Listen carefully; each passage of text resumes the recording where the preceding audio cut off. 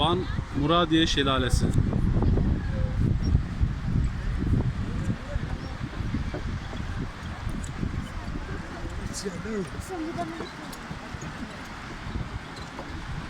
Telefon dikkat güzel.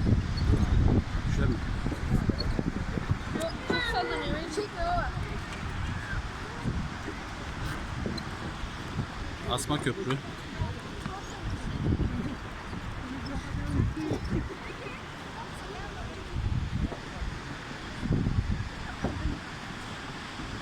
Baba.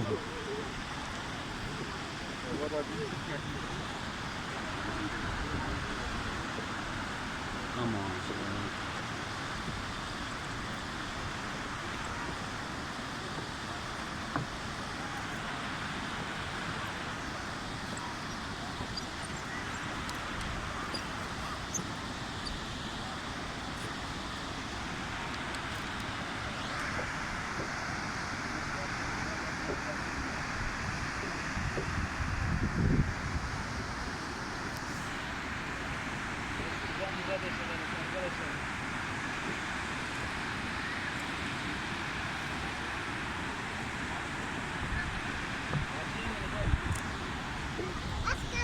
Karşıya geçin geçmesine bile olmaz mı?